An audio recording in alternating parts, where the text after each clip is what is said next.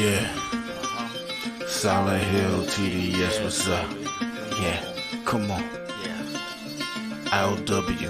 Sports Network, late night edition. Let's go.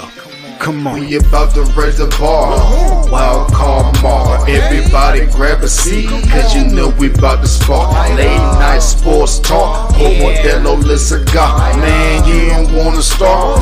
Wild card mar. We about to raise the bar. Wild card mar. Everybody grab a seat, cause you know we about to spark. Late night sports talk. Modelo Le Cigar. Man, you don't wanna start. Wild card mar. Hey.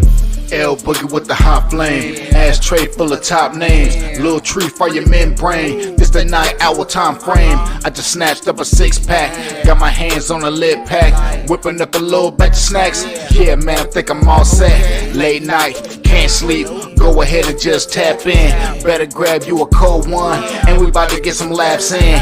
Wild card on the microphone, he'll hit you with a couple flurries. Y'all need to just strap in for some entertainment sports commentary. We about to raise the bar. Wild card bar. Everybody grab a seat, cause you know we about to spark. Late night sports talk. Modelo Le Cigar. Man, you don't wanna start. Wild card bar. We about to raise the bar. Wild card bar. Everybody grab a seat, cause you know we about to spark. Late night sports talk. Modelo Le Cigar. Man, you don't wanna start. Wild card bar. Hey. Wild card bar. Wild card bar. I.O.W. Late night sports. Wild card bar. Wild card bar. I.O.W. Late night sports. Wild card bar. Wild card bar. I.O.W. Late night sports. Wild card bar. Wild card bar. I.O.W. Late night sports. Hey. Give me a second, let me light up real quick.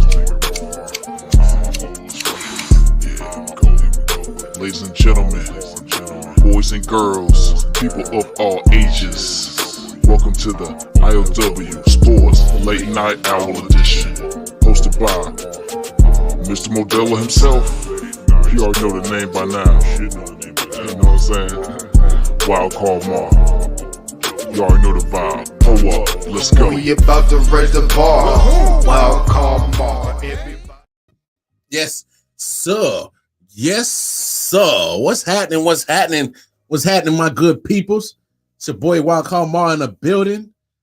I might be rocking solo tonight. I might get a guest in here. Unfortunately, Jersey Boy MJ looks like he might not be able to join the show today, but it's all good.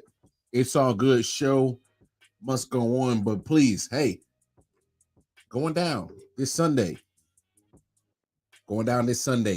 Jersey Boy MJ will have his Around the Diamond with Jersey's Finest baseball podcast debuting on Sunday, 9 p.m. Eastern Standard Time. So even though Jersey Boy MJ may not be here today, please tap in with him on Sunday as we get another chapter in I.O.W. Sports popping as he debuts his baseball podcast.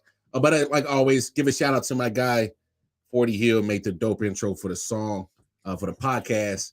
And hey, tap in with him. Silent Hill, TDS, Hitchhikers on YouTube. And while you're over there on YouTube, hey, you know you better go ahead, like, share, subscribe to I.O.W. Sports Network on YouTube. That's where all the content is stored.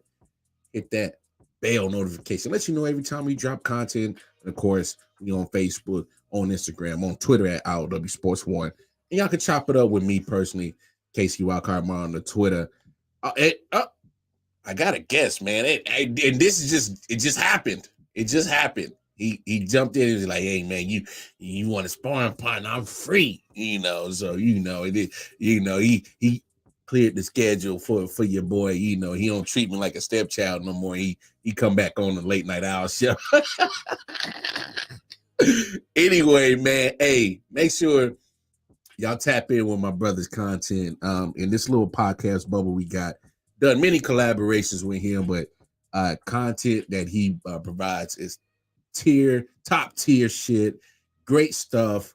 And if you ain't subscribed to Man Down Sports, get with it. Get with it. The one, the only Melvin Wall. What's happening with you, man? What's up, man? Can you hear me good? Yeah, you sound good, brother. You sound good. You sound All good. right, good. Yeah. I'm going. Thanks for being so kind and introducing me and stuff like that. But you gotta get the name right. I'm going by the name Dark Nowitzki now. Dark Nowitzki. I don't even want to know the story of how that even came about. I don't even want to know, bro, because I know it's some wild shit.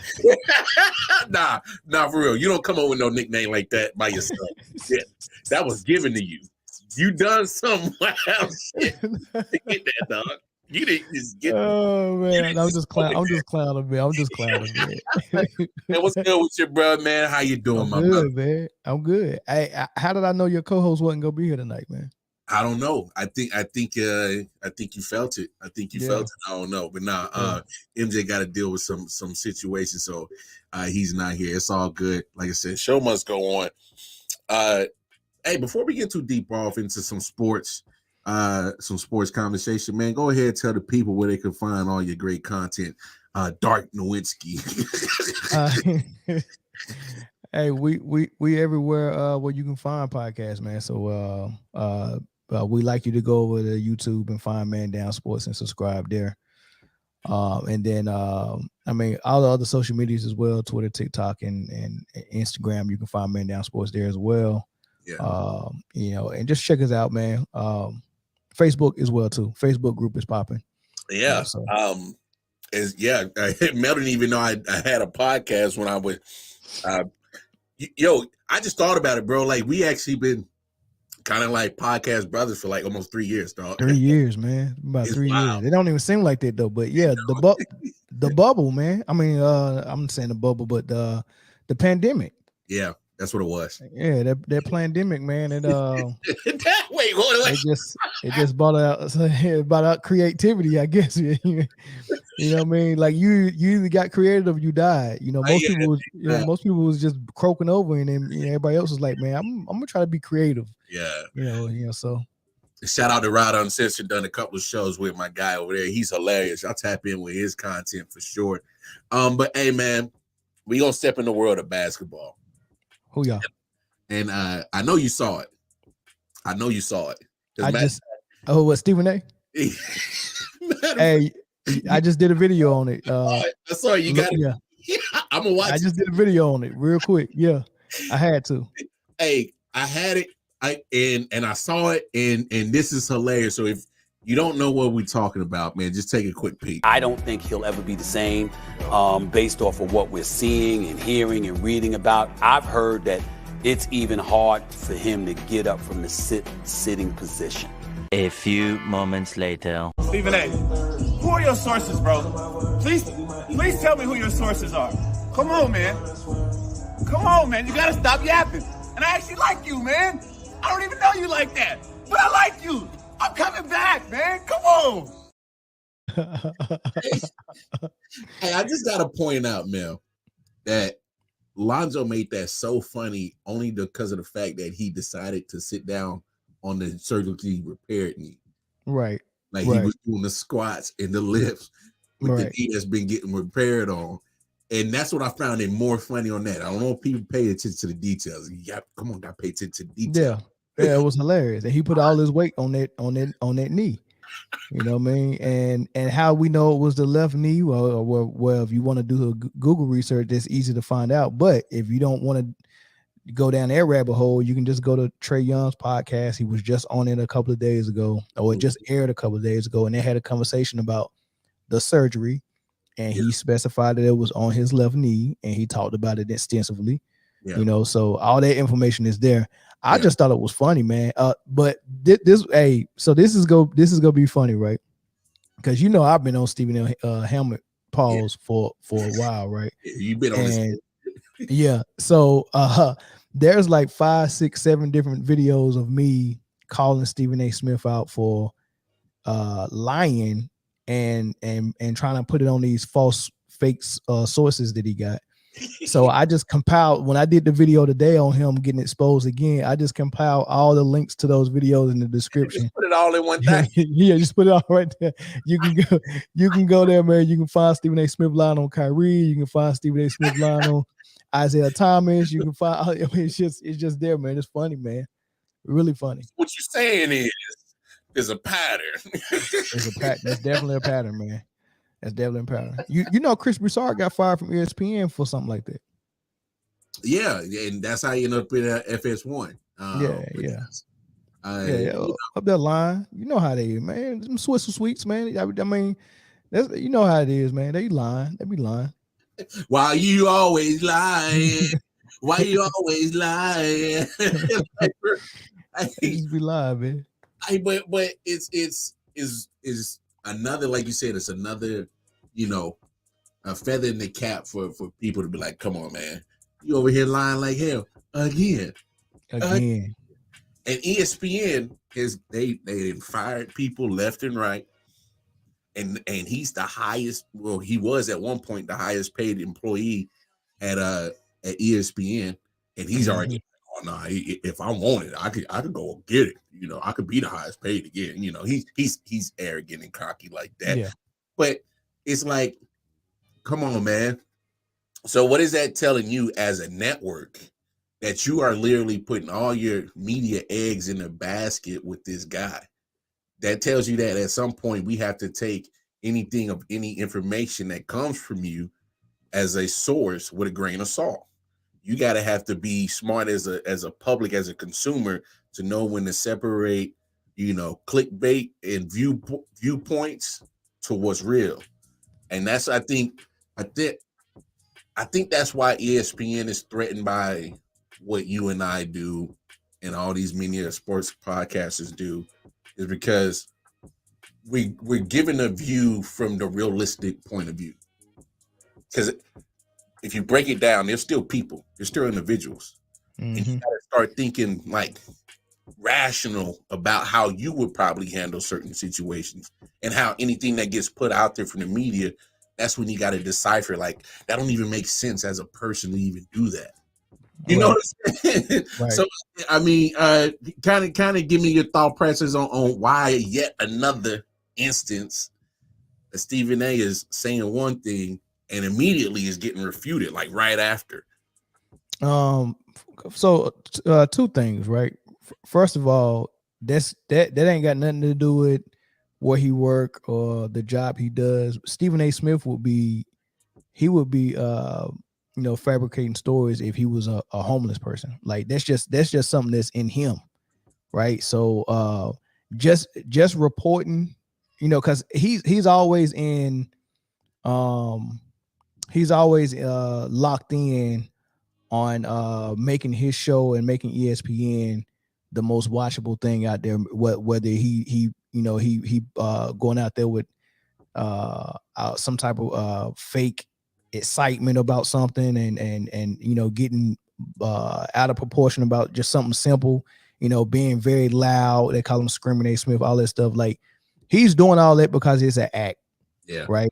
And you just can't just simply get something out there to the world without adding so much to it. And the way he was talking about Lonzo Ball, there wasn't nothing extraordinary about it. Yeah. So he had to say, look, yeah, and from what I'm hearing, he can't even sit up properly, right? You know what I mean? From the sitting position is hard. He had to add that what's the word I'm looking for, Lamar? That the extra that little flash on it. That, yeah, he had to add that. He had to put that on there because he's so used to doing it. He's an exaggerator, bro. Yeah, it wasn't no hot take nowhere in that thing. It wasn't a debate, you know. So he couldn't be loud and he couldn't go all the way on one end of the spectrum and debate somebody that's on the other end of the spectrum. He couldn't do that. He couldn't get loud about it. It wasn't somebody he disliked. He wasn't getting on him like he did Kyrie and all that stuff. He just had to simply put the information out there and let it go, but he couldn't do it. He had to add that to it to make it more juicy, right? So that's number one. That's just who he is, right? That's number one. Number two is they're used to being able to get that stuff out there unchecked, which goes back to what you said. They got to be the big networks got to be threatened by people like us, and then the players that are doing what we do as far as podcasting, because now you can just simply go straight to Twitter or go straight to your podcast and talk about Stephen A. Smith and tell him he's lying, or tell the world and tell all of your millions of audience that he's lying, right? Immediately, right? And before, it wasn't like that. When they first started doing media, you would have to go find another journalist to write the story for you, and they probably wouldn't do it anyway because they probably rubbing elbows real good with the other journalists, and they got some type of pact with each other, man. So those are the two things I see from it. Yeah, typical behavior from Stephen A. And that's kind of one of the things why I kind of stopped rocking with him, because I was like, man, I used to really rock with Stephen A. And I was like, more and more just certain behaviors. I'm like, nah, cat, you say one thing, but your actions don't always line up with what you say. So it's kind of weird to, I ain't gonna never knock his hustle. He found a crazy niche and he got paid. So here's another podcast that is kind of making their way. The Mason and Cameron podcast is kind of creating their own niche. What you kind of think about what they got going on? Matter of fact, they just signed for another deal. They signed a deal with the same people that's it's not Barstool, it's not it's somebody else, man. I can't remember who it is, but I think it was like 30 mil or something like that. Who? Was it not like 30 mil or something like that? Yeah, 30 mil. Yeah, 30 mil. Yeah, but I'm trying to think of who gave them that money, man. But yeah, man, I don't know how they came up with the idea to even do it and make it about sports, but that was genius. It was genius, man. And I've been on them since episode 1. Yeah. And if I remember correctly, Cameron was, his vision for it was not for Mace to be there permanently. I don't think. Mace was just there for that episode, the first one, to get him out, get him started, right? Yeah. And then it was so good. Yeah, you couldn't. Oh man! Next thing you know, this is what we gonna do, and then then they get the female panel member on there with them, and then they start interviews, and next thing I know, I'm everybody jumping on that joint now. Like, awesome. I'm like, hey, yeah, trust, I'm not gonna hate it, but it does for me, Mel, and me and you have had conversations about this off screen. It gives me hope, because I'm like, dog, us, man down, 613, man, we've been doing that. So if they have a bigger platform, obviously, by name recognition. So I'm like, oh well, that can help, make the little road a little bit easier, because I'm like, man, it's time to start eating like these cats off this shit. So it gives me hope that when I see stuff like that, but it kind of gives you just just a real person's point of view, and not having an objective behind what you're saying, So it's dope. So shout out to Cam, shout out to Mace for doing that thing, man. Y'all keep doing your thing on that. But let's stay in some basketball talk, Mel, man. So Harden, I ain't gonna, he a liar. I ain't gonna play for you no more, Maury. And then he got fined $100K today, man. So I'm gonna be honest, Mel. I just think that $100K was like, hey, James, from the NBA, from the perspective of the NBA, hey, man, we tired of you, dog. You shut up. Like, we don't even care if we breaking a rule. We just want you to shut up. This was a hush mode. This was a hush punishment. It's because it's like, bro, you've done enough. And if you want to be quite frank about it, you know how you see these collective bargaining things getting argued and whatnot. I think James Harden kind of played a little role in that, as in the freedom of him, kind of team hopping and stuff like that. I don't think these GMs and owners like this shit. I wouldn't be surprised if you start seeing more and more of that, I guess, player flexibility and quote unquote power struggle kind of start teetering towards the owner's way, and kind of more because of James Harden's fault, when, hey, man, I don't like this situation. Trade me. I think he's I don't want to say he's the brainchild of that problem, but I think he kind of plays a big role into it. What you kind of think about that? No, I don't think the team hopping bothers the owners that much. Unless it was kind of, I think what happened with Kevin Durant and Kyrie with them requesting a trade mid-season and all that good stuff, and they still, in Kevin Durant's case, he still had like 2 or 3 years left on his contract. I think that's more problematic for the owners. I think they probably got an issue with that. But as far as team hopping and leaving in free agency, I don't think that's an issue. James Harden could have been a free agent, but he signed his player option in hopes that he was going to get traded. So I'm glad you said that. Yeah, because I think he was eventually wasn't going to sign in on that player option. And this is just my take. I think he probably went around trying to see what his actual value was, market wise, if he was a free agent, and he probably just didn't like the value he was getting back from other teams. And so that's possible. Why be without 38 million? So let me opt in regardless and still try to force my way out in a trade, or at least, hey, Daryl Morey's my homie. Hey man, hey, we boys back from H-Town, right? You brought me here from Brooklyn. We boys, right? So you gonna take care of me, right? And I'm a opt in, so you get some value back for me if you trade me. And this is what I think what happened, Mel. Daryl Morey tried to trade him. Probably did. But there was teams that were like, bro, I can't give you nothing for this dude. Because he still has to do a job as a general manager and get adequate value back for James Harden. Right. So if he's getting a couple of Philly cheesesteaks and a rack of ribs, what how can I trade you? So the whole thing don't make sense, because I'm trying to figure out when James Harden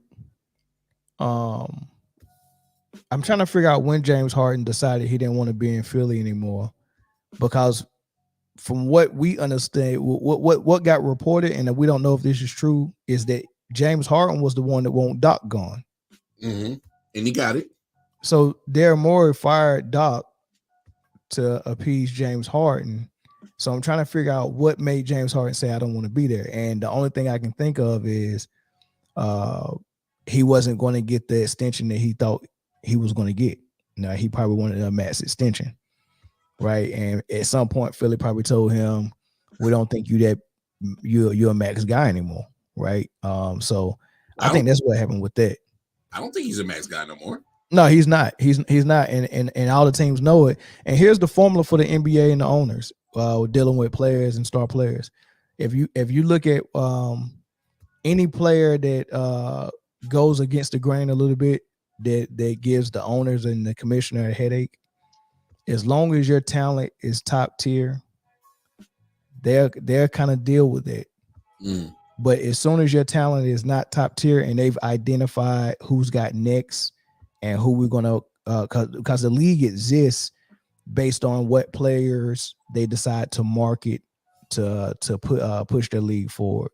And they make a decision. Okay, this is LeBron. Oh, he's got next. We're gonna market him. Oh, it's Luka now. We're gonna market him. But once they do that, they gotta the old regime is not getting that marquee treatment anymore. And that's when you see players like Iverson all of a sudden can't even get a job, and he's forced out of the league. Or a guy like Melo, or a guy like Stephon Marbury. Harden is just the next guy in the line for that. The league is okay, man. We put up with your mess for a while when you was top tier, but you're not our guy no more. Yeah, we got several other players that we can get behind and market, and you're not one of them. So we're not gonna deal with that. And the owners are on one accord with that. And he's gonna have issues getting another contract unless he take one like Westbrook just took. Yeah. So yeah, that's his future. Westbrook signed for peanuts to go back to the Clippers. Of course. I mean, especially when you look at the increase in dollars that are going through in the NBA. Obviously, you see Jaylen Brown get what 53 million a year. You see AD pretty much get close to 60 a year, 60 million a year on his extension. So you see everybody's money go up, and I thought I would never see this day. I actually, have empathy for Russell Westbrook. I've never been a big Russ fan, but his performance that he did once he got to the Clippers, which was to me was a better situation than what he was with the Lakers. It just wasn't going to work with the Lakers. I didn't like it from the beginning. But he goes to the Clippers, and I mean, I could make a case that had he just had at least Paul George or Kawhi, probably could have took that Suns out in that first round matchup.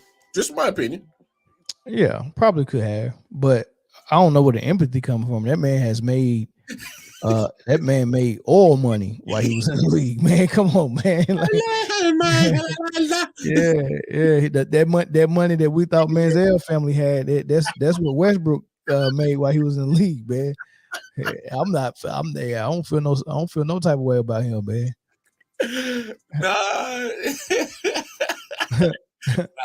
No, I get what you're saying, but it was just that because I've always respected Westbrook for his skill set.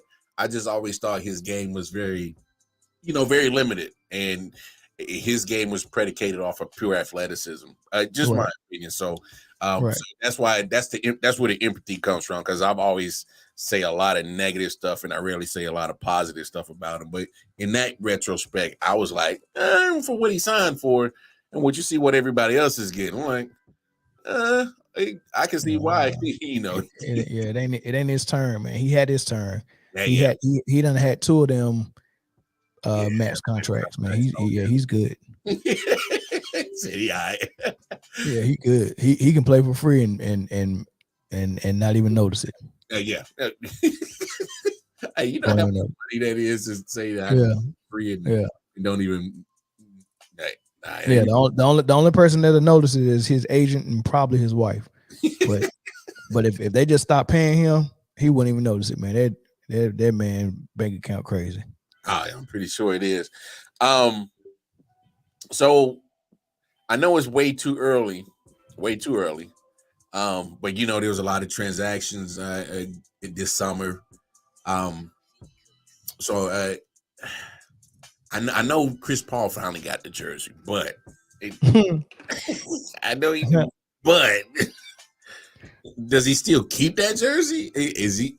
I mean, I haven't heard anything, but my thing is like I still don't know how that works. You got with the NBA, man, you got to follow the trends. And you gotta follow history, because that'll tell you the story. Like,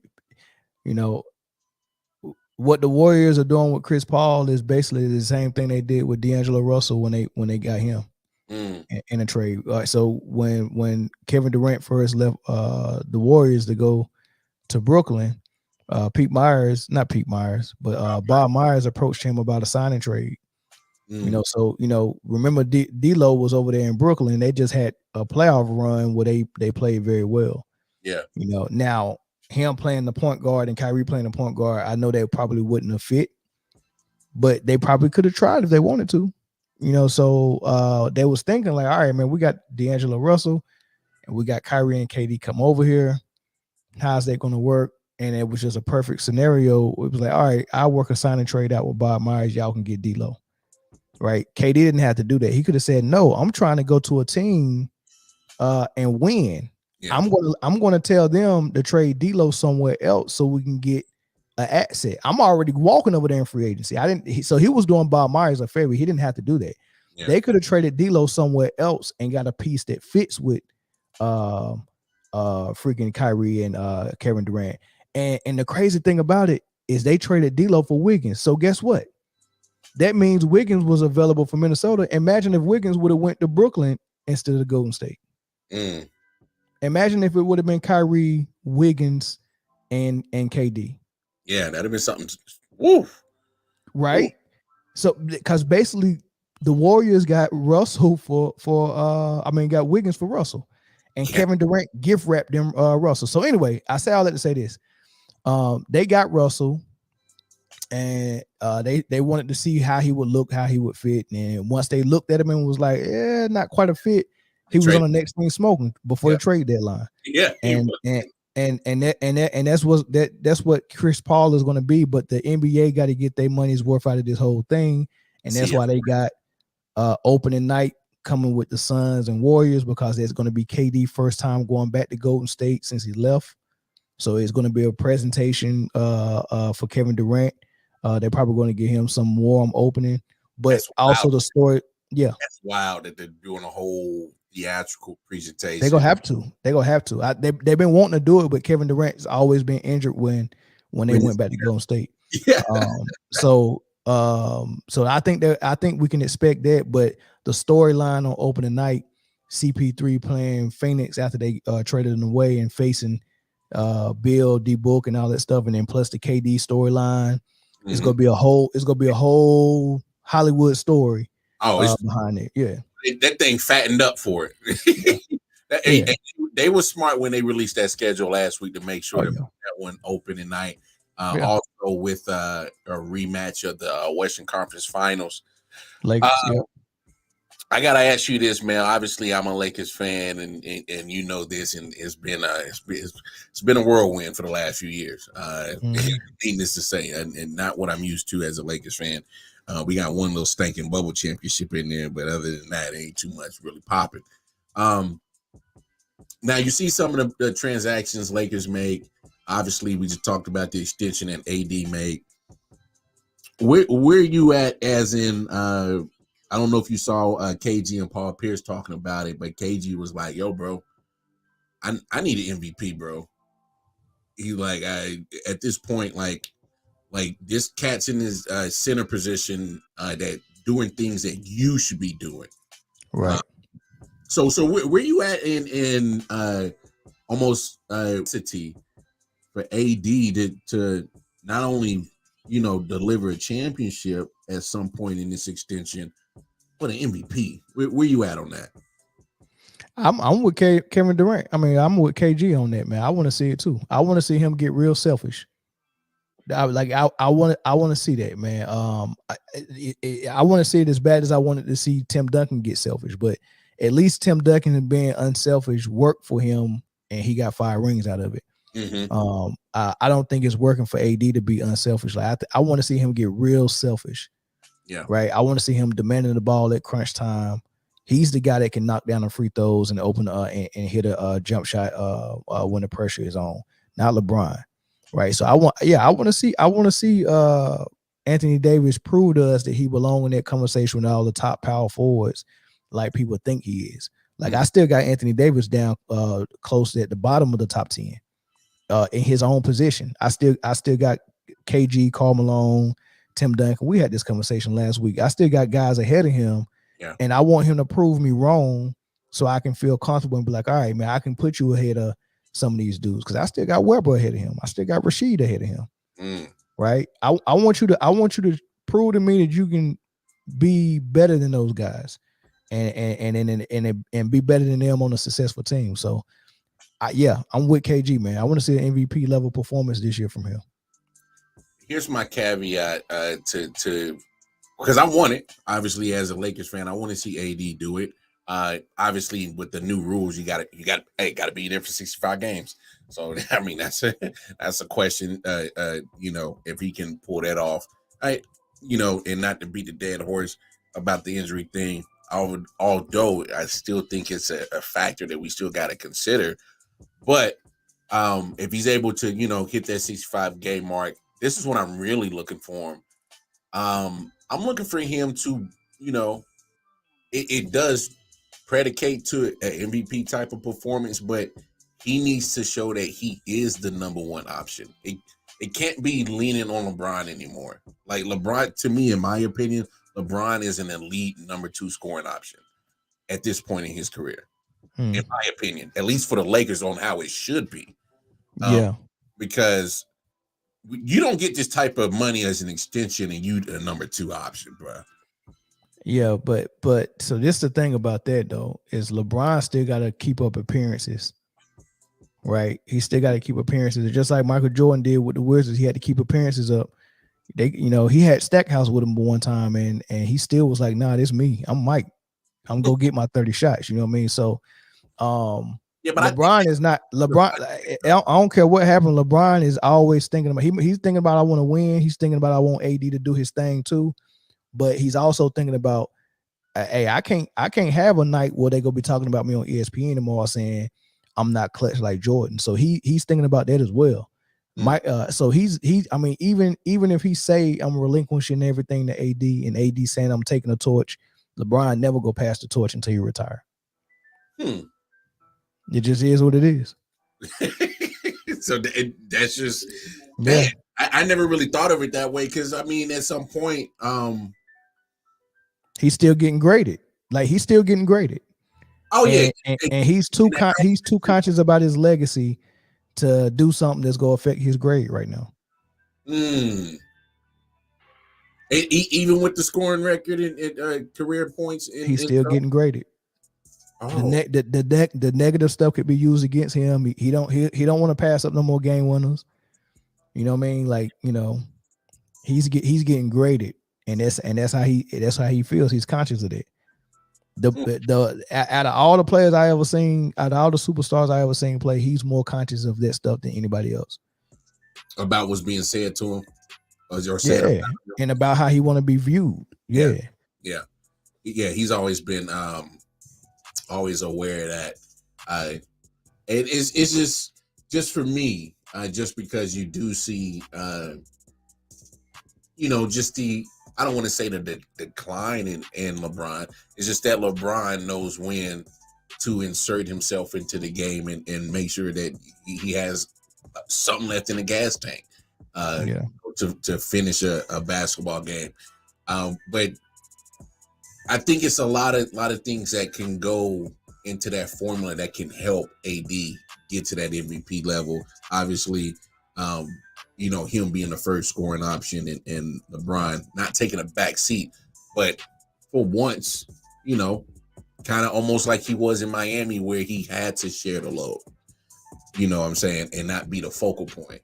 And obviously get your spots, when it's necessary. But I'm also looking at the rest of the supporting cast. Keep Austin Reeves, AR-15. He's a bad boy. He's a bad boy. I'm gonna tell you this. What unlocked the Lakers? Yeah. Because they right now they got. I don't know if y'all still got Schroeder, but if y'all do, y'all point guard, because y'all picked up the point guard from Miami, the shooter Vincent. Y'all got Vincent. Y'all, I think y'all still got Scottie Pippen's son. Mm-hmm. Y'all got D'Lo still. Yep. Y'all may have let Schroeder go. I'm not sure. I think we did. Yeah. Yeah. And if he did, somebody need to pick him. I think he should have went to finish, should have picked him up. But anyway, my point is, that's going to be holding Reeves back, because I think if you will unlock Reeves and the Lakers, if you put him at the point guard and you let him start. I mean, that dude Reeves can hoop. He can score, and he can pass, and he's smart, and he moves without the ball. He can catch and shoot. He can get to the rim. If you put him at point guard, you will unlock something, and you'll unlock the Lakers, right? And the lineup that you can have defensively. All right, Reeves is a good defender, so he's gonna be on the ball defending, right? Then you're gonna have AD, LeBron at the 4, maybe Rui at the 3, and you can pick your poison at who you want at the 2. Maybe Cam Reddish, maybe. But man, I would love that lineup. I ain't gonna lie to you. All right, well, here's what my way too early prediction on what the starting lineup was going to be. I was going to have Jackson Hayes at the center. I was going to have AD at the 4. Mm-hmm. I would have put LeBron at the 3. I will put Austin Reeves at the 2 and Gabe Vincent at the point. That's just tentative, just off of, looking at the roster and just possibly looking at possible lineups that will possibly make sense. Who at the 3? LeBron at the 3. I put Bron at the 3, and then I put Austin Rivers at the 2 and Gabe I like it. That's a good lineup too. I like it. I mean, that could be the big lineup, but I wouldn't want Jackson Hayes and AD together, because now Jackson Hayes can't give me nothing but in the paint lob threats and rim runs, right? Yeah. And for the spacing that you want, let's go put AD in that spot where I don't like him at, where he's taking jump shots and outside, he's outside the paint. I want AD. I want him down low. Man, that's what he's going to do. AD's been wanting to get from down low, and he's not saying that he can't, because we know we've seen him have a post game. He can do it. It's just, he's always made it seem like he doesn't want to be down there.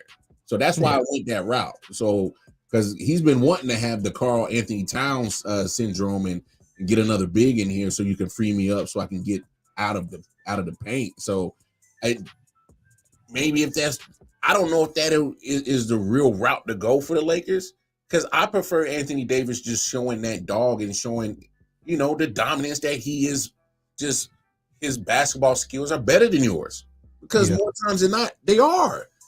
So that's why I was hoping, like, hey, man, it's okay if I don't need you on the block for 40 minutes, but when I need you to dominate and overpower, man, you best believe don't even go to the 3-point line. Don't even do it. So I wanted to get your impression on that. Surprise level that Kyrie stayed in Dallas. 0. Okay. Yeah, I ain't surprised at all. I actually was. I really? Because not saying that. I only saying that because Mark Cuban is definitely gun ho on making sure that Luka gets his marketing share. As hey, gotta market Luka, and I didn't know if Kyrie would be so because I think he's better than Luka as a basketball player. I do too. And for him to just knowing that and seeing the circus of the Luka circus, knowing this dude ain't gonna play not a lick of defense, we don't even know if he's gonna even come in shape. And you literally the offense is rolling with you, and then next you know, here come Luka. All the chemistry's fucked up. Got to be the Luka show. So I was actually surprised. Surprised. Well, so they rescued him from Brooklyn, right? What was going on? I mean, what was going on with Brooklyn was I mean, it's probably some labor laws against that. They was using the fact that he wanted to stay there, and he wanted to stay there with KD against him, and so I mean he was stuck between a rock and a hard place, because on one end you got the media, pretty much leading the way on shaping the public perception that Kyrie doesn't deserve that. Kyrie is this bad dude and all this stuff, man. So when it came to the negotiating table, man, how would you feel trying to be the agent talking to the GM saying, hey, I want this amount of money, and you got the whole world believing that you don't deserve it, right? Why wouldn't you use it? That's the same situation the running backs are in now. Yeah. Who cares what their value really is? Yeah. The perception and the popular belief is that they don't really have that much value. So when you got that working against you, what person in their right mind would go in and say, but I'm still gonna give you millions and millions and millions of dollars when they don't have to? Yeah. Right. True. So Brooklyn had got Kyrie Irving to a situation or to a place where they didn't have to offer him anything that he was worth, because they had beat him up enough. And then on the other side, he had already expressed that he don't want to go nowhere but Brooklyn, and he want to stay with Kevin Durant. Mm-hmm. So I got that you're devalued. Stephen A. Smith and the media helped me devalue you. The whole public believes it. And I know you don't want to leave. And then you trying to negotiate with that. Yeah. Right. Then you suspended me and taking money and you know all this crazy stuff. And then you mad at me because we didn't win during that year that I was suspended for COVID, and you taking it out on me. It was like a whole bunch of personal stuff, and it was like, man, dang, like this is crazy. So when he requested the trade, you know, it was I want to say it was enough people that was like, nah, man, we ain't gonna take no chance on him. And Mark Cuban in Dallas took a chance on him. Their owner, I forgot the owner's name, not the owner, but the GM, I forgot his name. But he took a Miko Harris, I think. He took a chance on him and all that stuff. And they had a conversation. It was like, look, we just gave up a lot to get you in here. And if you walk, that's gonna be detrimental to us. Right. So they had to have that conversation before they went and rescued him from hell. Yeah. Right. So I never had any doubt that he was gonna sign there, or even if it was a sign and trade. Yeah. You know. So. Yeah. Because I'll say this, because we even talked about it on Twitter, because what you said as in devaluing him, because hey, they threw all kind of mud and slung it on that man's Yeah, they did. Everything. Yeah, they did. And it was so ironic, because I even did a short at the time, like, you know, and matter of fact, we was on a Man Down episode, and like these fools, they come crawling back. Harden's hurt. It's just KD out there, and he need help. But, hey, Kyrie, hey, you know, don't you want to come back? You know, you can't play in Brooklyn, obviously, because of the mandate. But come on, just be with us on the road. We can still use you. I thought that was so ironic when, you know, shit start hitting the fan and start going bad because of some injuries. Boy, they called Kyrie up quick. They're like, hey, man, you ain't even got to get the shot. We just take you on the road, you know, L.A., in New York, you just can't play there. made themselves look real foolish. And this is where I give people like Mark Cuban his credit, because you saw the clip, and he went out there on somebody's podcast and was like, "Man, these motherfuckers is lying, bro.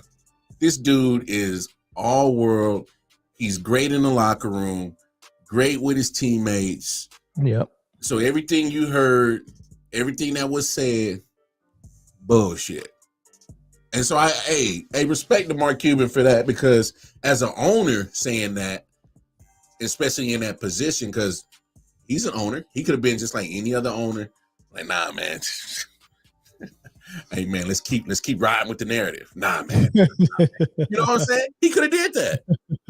He could have easily done that. And he went the opposite way. So shout out to Mark Cuban for that, because you need some real. You gotta start being real and honest about, you know, like we've already talked about SAS, you know, getting caught by Lonzo. You know, SAS. So, hey, man. Hey, shout out to Mark Cuban for that. So WNBA, you know, I watch it quite often. Yeah. I got to give props to jaWilson. She did her thing tonight. Put up 53. Her career high, and it ties the most points in a single game in WNBA history. Ties it. Ties it with who? I can't remember who it was. Probably Tarazi. I was thinking that. I need to look that up, but here's my main point about that, about me bringing that up. I made a short couple of weeks back, and you know, I talked about how Diana Taurasi, and it was on a Thursday night that she did it. Most career points in WNBA history. And like I said, don't matter whether you female or male. If you can ball, you can ball. All right. Now, my disappointment in that was she did that in front of like 4,000 people in a stadium that fits almost like, you know, 11,000 people. So shout out to jaWilson for doing the thing, but this is what I love. It's a Tuesday night down in Atlanta. A stadium, you know, they can fit 3,500 people in there.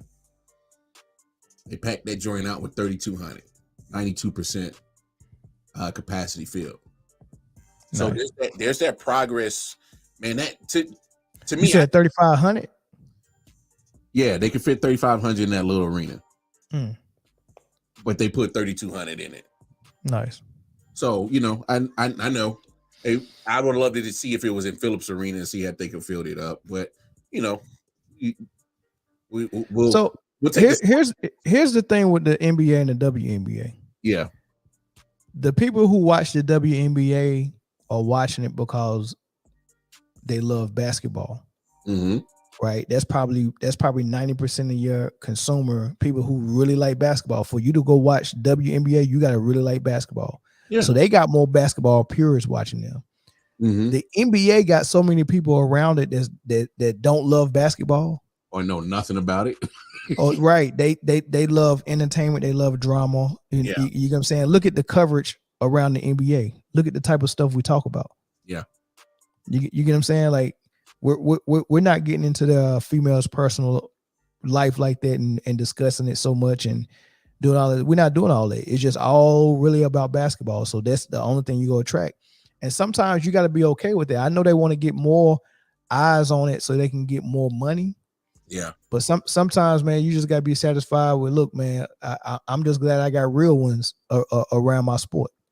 Yeah. You know what I'm saying? Like, it's like when you open a church up, you can have a mega church and you can have 5,000 people in that church. And you could still only have 20 people in there that really are sold out for the Lord. Yeah. But you can have one of those small churches that don't have 50 people in it and all 50 of them sold out. Yeah. You get what I'm saying? So I think that's the difference. Quality over quantity. Right. Yeah. Yeah, because we got some bull crap around the NBA, man. Like they can have Stephen A. I really wish they would say, look, man, we go help y'all rise up to where we at. We go give y'all Stephen A. and all these idiots. You can have all of them. Take Stephen A. I take Lisa Leslie and Candace Parker. They put them on ESPN. I listen to them all day long. Take Stephen A. and Nick Wright. Oh, take Nick Wright. Take Shannon Sharp. Take them clowns. Take them. Let them talk about y'all stuff, and we'll be sitting over here talking real basketball, man. Basketball is back. How the hell did Stephen A. get a basketball camera, bro? How the hell he get a spot on General Hospital playing a clown named Brick?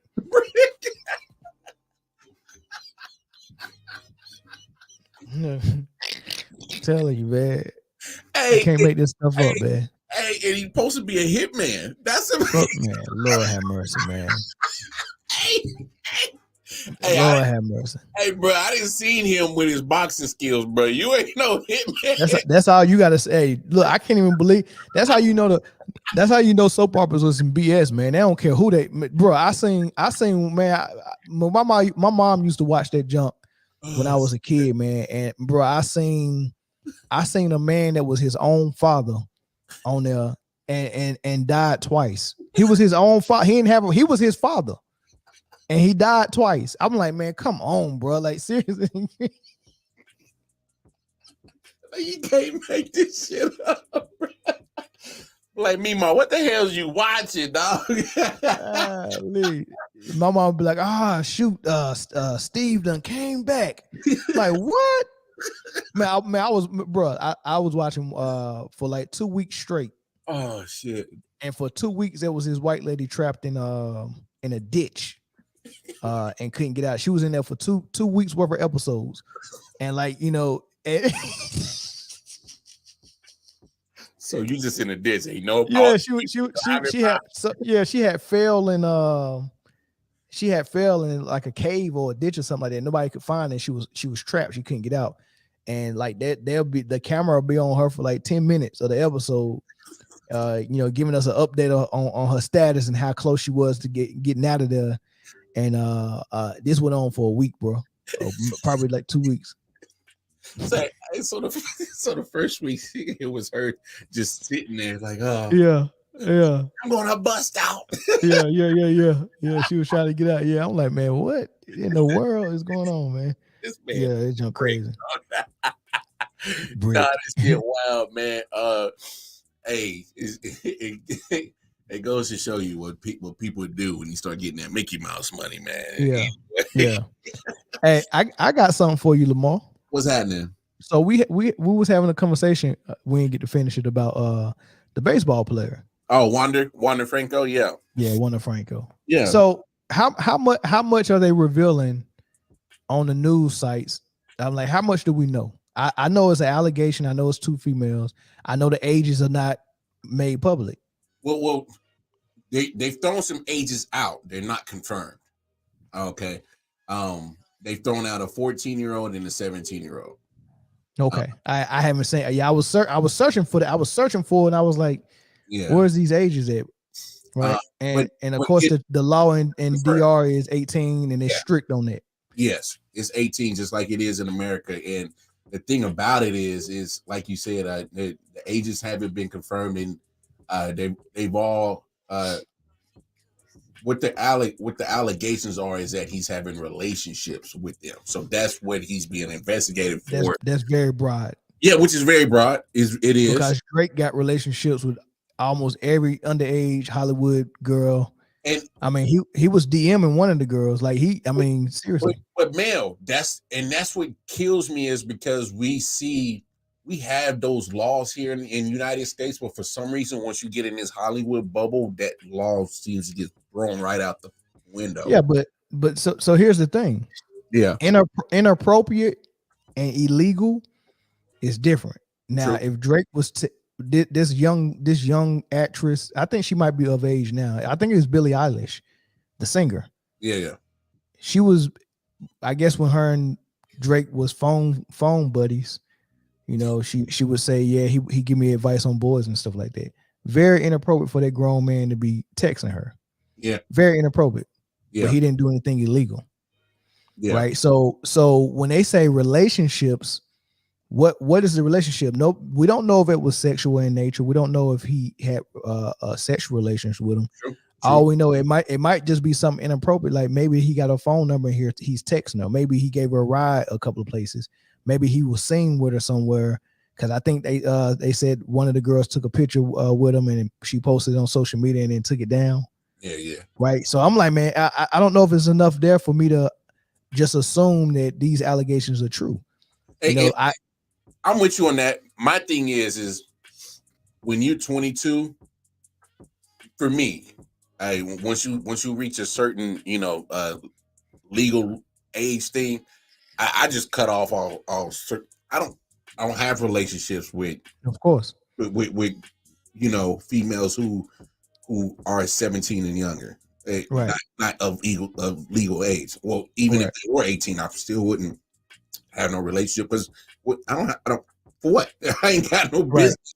But Lamar, yeah, if you was a 22-year-old Major League Baseball player with money who took a picture with a female, yeah, and then got alleged something, basically, hey, I think I can accuse him of something and get some type of settlement. Then that's different because listen, I was just watching Chingy on Vlad TV. Yeah, and he's had several interviews about what ended his career, and there was that transgender female named something Star. Yeah. And that started from a picture. Mm-hmm. She approached Chingy as a fan, took a picture with him, and when she posted that picture on MySpace, and World Star got a hold of it, and she said, "Me and Chingy are doing the do." It's very believable. It's very believable because hey, she at least met him. She got a picture with him, so that's believable. Yeah. Oh, Chingy's knocking off for translating, right? And Chingy lost his career for that.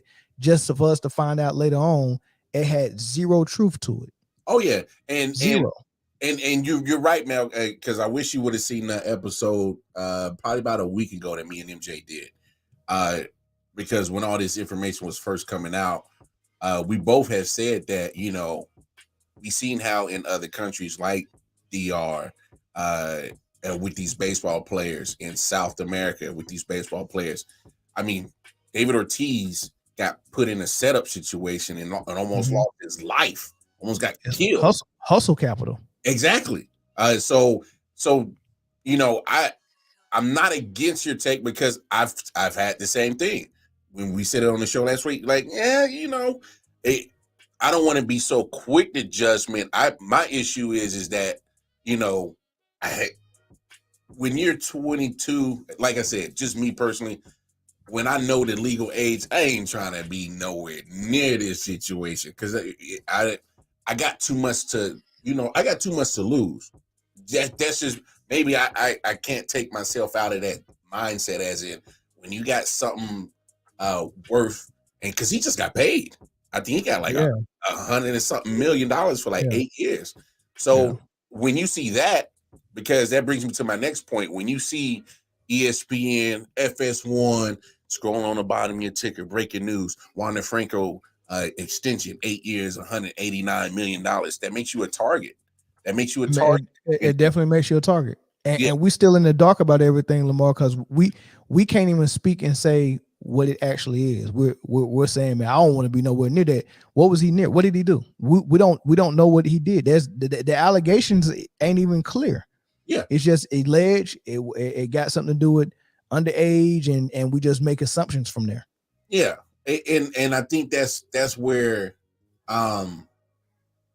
when you hear underage and relationship, I mean, obviously most people, their mind is gonna be like, oh, that's, this dude on some real sexual nasty. We fill in the blanks, and it's purposely done like that for us to fill in the blanks. Oh yeah, that's how we think. Just like we filled in the blanks on every athlete or famous person who had allegations brought on them by alleged offenders, especially from the female population. But yeah, we just make those assumptions. We make assumptions, and then we also our women pull at our heartstring. We don't, nobody like no predator on a woman.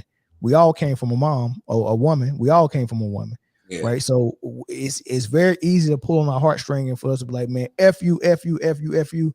You know what I mean? Why you doing like that? And then we also make those assumptions. But I think being trained as someone who deals with investigations on allegations like this, I know to say, all right, man, let me pause for the calls and let me see what the facts are. And I haven't seen no solid facts yet. Yeah. And I can give you that. And that's why, on the show last week, and I just think the more and more information that came out, like you said, it pulls at your heartstrings. You hear minor, you hear relationship. And I mean, I make no bones about it. Stuff like that disgusts me. And so it's discussing just, the human nature in you, like, oh, well, you can start filling in the blanks, but you can't.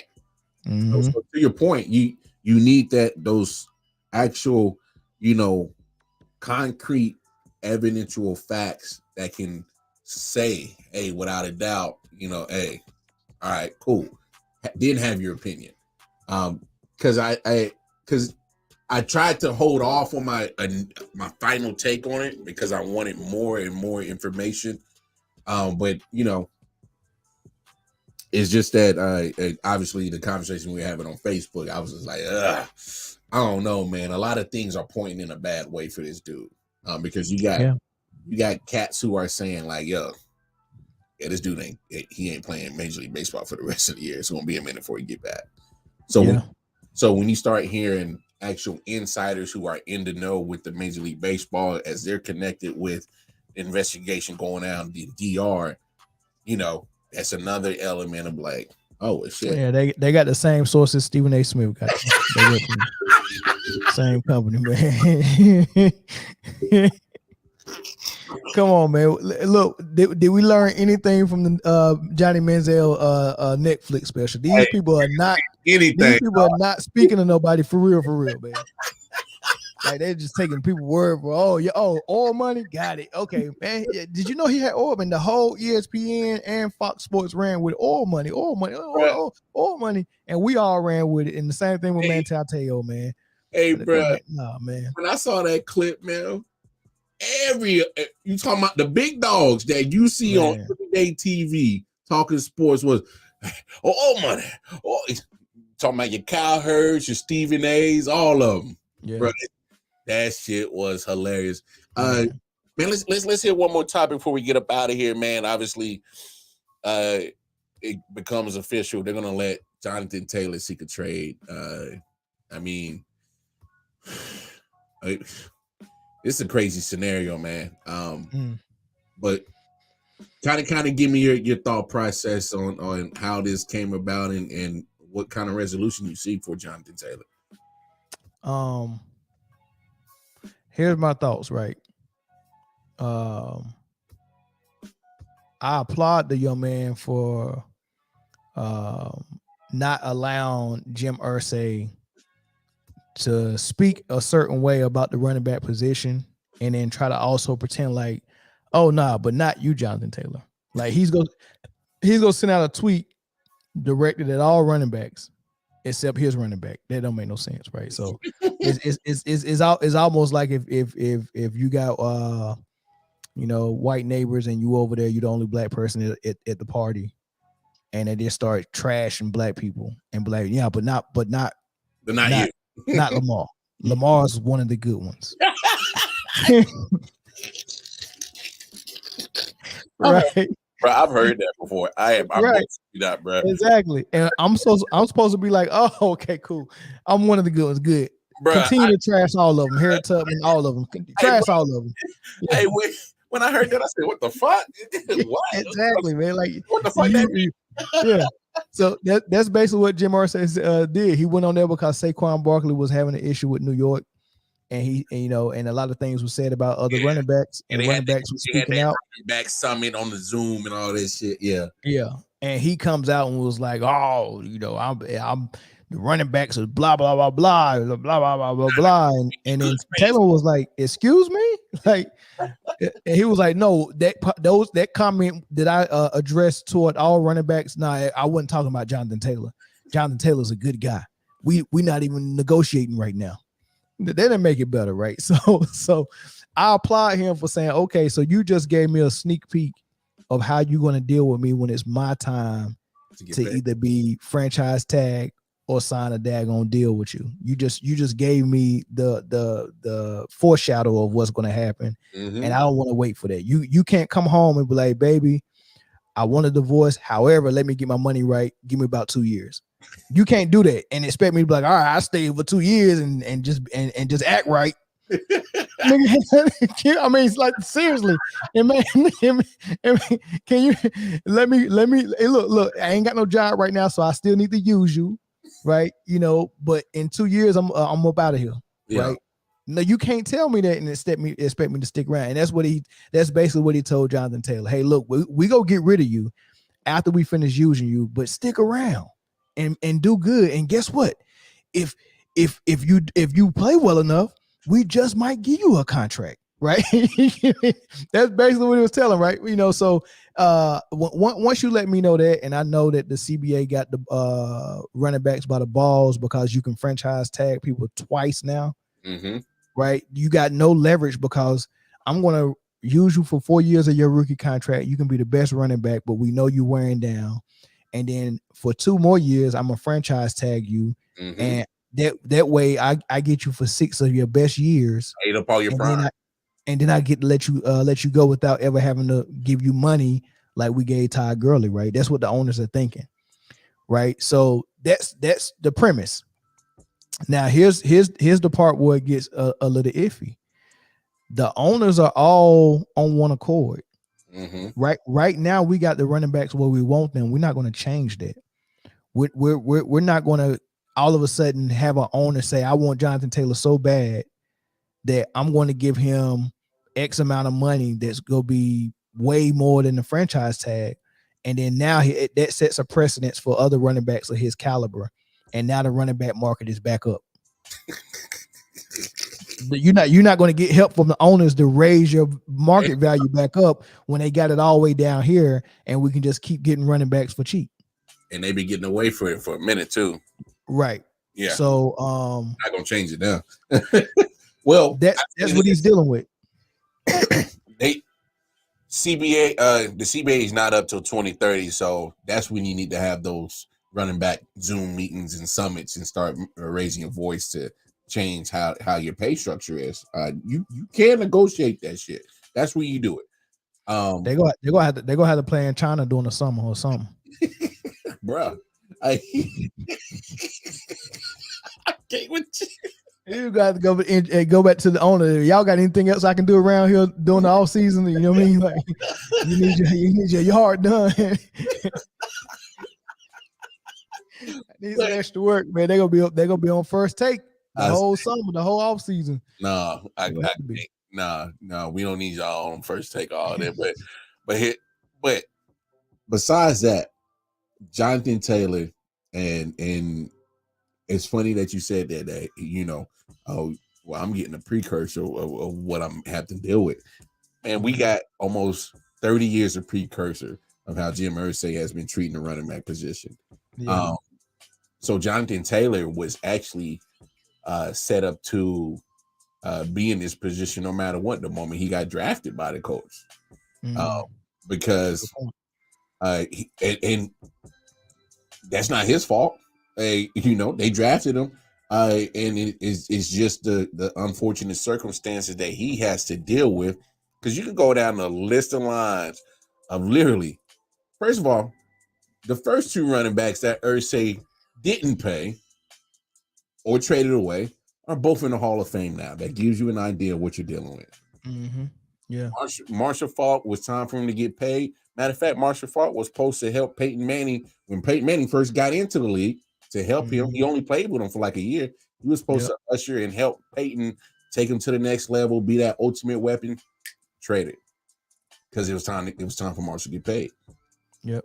Edgerrin James comes in. He gets him for 7 years. Obviously on a rookie contract. Back then, you can negotiate a rookie contract or whatever. It came out to a 7-year deal. Next year, you know, he ate up all of Edge's prime. Edge still had, he like, yo, I still got something left in the tank. I want my second contract. Nah, man, get the hell out of here. Mm-hmm. So you can go keep on and down the line. And Jim Irsay has always set a precedent. He will not pay you as a running back. And quite honestly, if I was Jonathan Taylor's agent when he went into that draft, I'd have told him, hey man, pull. It's time for you to pull an Eli Manning. Hey man, I ain't coming here. Yeah, I ain't coming. You might as well trade me now for my potential and get what you can now. I ain't coming because they got him in the second round, so he doesn't get that 5th-year option. And so you're right. He gets to get tagged for another 2 more years. That's 6 years. So he'll be almost like 26, 27 by the time those 2 tags is up. Mm-hmm. You closer to 30. We know what it is with these running backs when you get closer to 30. You're going to be like Dalvin Cook. He's 27. And he got to eat a 1-year deal just to get on the roster. Mm-hmm. So we know what it is. I just think it was just always an unfortunate situation from the jump for Jonathan Taylor. The moment he said, with the pick in the second round, Indianapolis coach like Jonathan Taylor, I would have said, nope, I ain't coming, motherfuckers. Yeah. I ain't coming. So, obviously hindsight is 20/20, but the president has always been there with Jim Irsay. And honestly, you can't, as fans, especially Colts fans, because even the Colts fans that I know that actually, deliver great content on the Colts, they're like, man, we ain't surprised by this. We done seen this shit for this motherfucker for years, man. I mean, dog, 2 Hall of Famers, you just didn't want to pay. Yeah, it's crazy. It's crazy. But as always, man, always a pleasure to always chop it up with you, man. Go ahead one time, tell the peoples where they can find you at, my dog. Yeah, just go on YouTube, Man Down Sports, man. Find me on there. Yeah, that's what it is. Hey, follow his Twitter too, man. Get his Twitter following up, man. Man, bump Twitter. Twitter trash. All right, man, I'm out. All right, yo, we out here, man. I.O.W Sports Network. Y'all tap in with Man Down. Man, great time tonight. But we up out of here, man. Y'all tap in with me tomorrow. Let's see if we can get Jersey Boy MJ back in this piece. Hey, peace of love. I.O.W Sports Network. See it on the bottom of the screen. Tap in with us. Love y'all. Yes, y'all. It's your boy Wildcard Mar here, and I'm excited, folks. I hope you are, because football is back, baby. Yes, it is. And what better way to celebrate football being back by joining the I.O.W Sports Football Pick'em League. It gives you an opportunity as football fans to test your football knowledge if you can pick the winners of each game for 18 straight weeks. But please believe, It's going to be some stiff competition out there because we've done this for the last 3 years. Of course, you're looking at the inaugural winner, Melvin Wall from Man Down Sports, our year 2 winner. You see him rocking the championship belt. And then, of course, I.O.W. Sports' very own Jersey Boy MJ won the Pick'em League last year. He walked away with the championship belt, bragging rights, but most importantly, $200 cash. We gonna up that pot this year, y'all. Get a chance to win $300 cash, the championship belt, and bragging rights. So in order to join the Football Pick'em League, here's how you do it. You must pay an entry fee of $10, send it to either PayPal, Zelle, or Cash App. Give us your email, and in return, we will give you the link to join the group league. And after that, it's up to you. Y'all think you know how to pick NFL games for 18 straight weeks? You want the bragging rights? You want the championship belt? You want the $300 cash? Join the league. September 7th will be here in no time, so you don't want to wait too long. You don't want to hesitate at a chance of winning some cash, a championship belt, and bragging rights. Until then, keep enjoying all this I.O.W. Sports content on I.O.W. Sports Network, Facebook, Instagram, and YouTube. Wildcard Mar.